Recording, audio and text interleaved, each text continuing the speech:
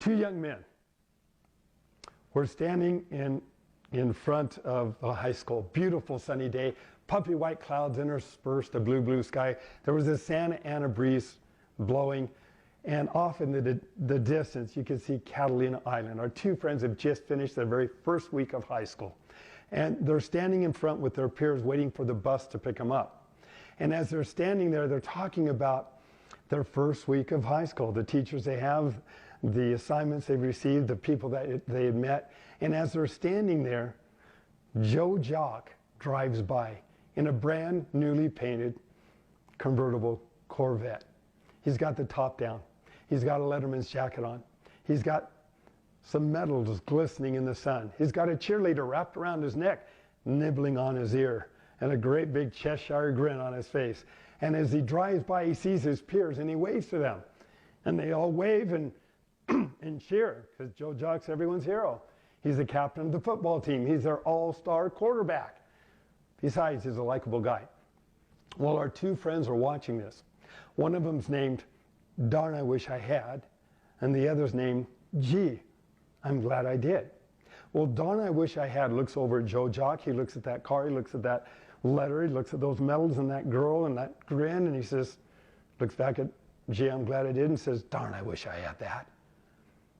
Oh, Gee, I'm Glad I Did looks over at Joe Jock. He looks at that Letterman's jacket and that car and that girl and those medals, and looks back at Darn I Wish I Had and says, well, you know, darn, they're on a first name basis now. He said, you know, darn, if Joe Jock can do it, so can we.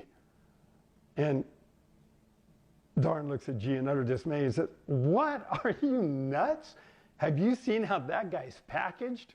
I mean, he's got it all. He's got the looks, he's got the car, he's got the letter, he's got the medals, he's got the girl. How are we going to do that? And he's got the brawn.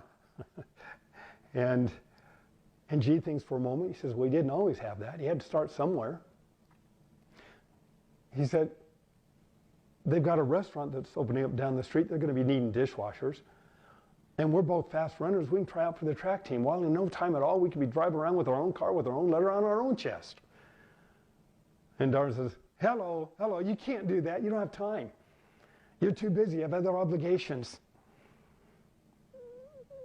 Homework, assignments. Besides, we'd miss Star Trek. We watch Star Trek every night at 5 o'clock. But G's not listening to Darn. G's thinking in terms of the person he wants to become and what it would feel like to be that person.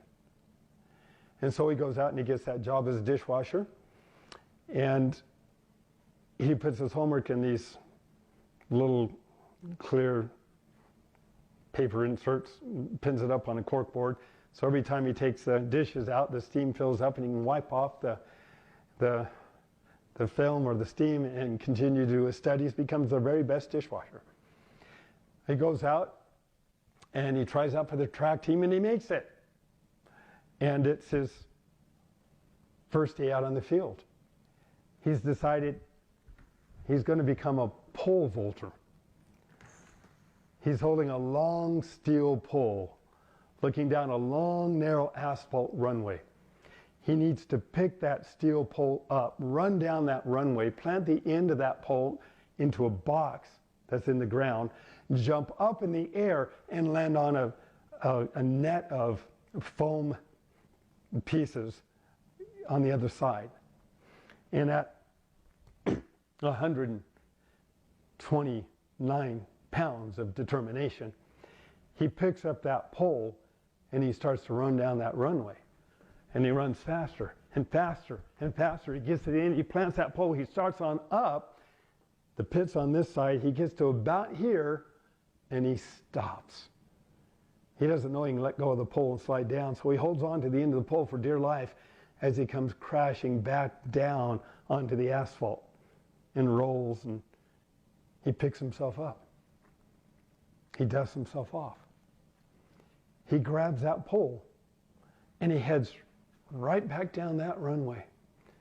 Because one thing that G is learning even that early in life is that persistence overcomes resistance. He gets back down to the end of the runway. His freshman year goes by. His sophomore year goes by. His junior year goes by.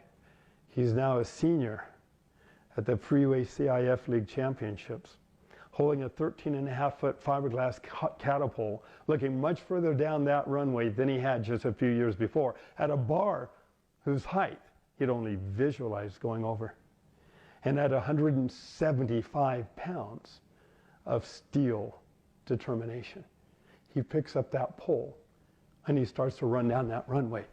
And he runs faster and faster and faster. He gets to the end, he plants that pole bends. He starts on up, he sees the bar, he pulls his hips up over the bar. He's on his way back down, the bar's still there. He hits the pit, he's done it. First place, CIF Freeway League Championships.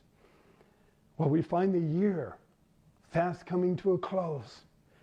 And darn, I wish I had is in front of the school. He's graduated from the bus scene.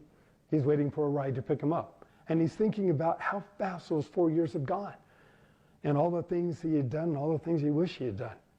And as he's standing there waiting for his ride, G drives by in a brand newly painted Triumph TR4A IRS independent rear suspension, little British sports car. He's got the top down. He's got a Letterman's jacket on. He's got some medals glistening in the sun. He's got a girl sitting next to him. And as he drives by, he sees Darn. And he waves to him. And Darn waves back, because they're still good friends. And Darn looks at G. He looks at that car. He looks at that letter. He looks at those medals. He looks at that girl. And one last time, his high school career, he says, darn, I wish I had.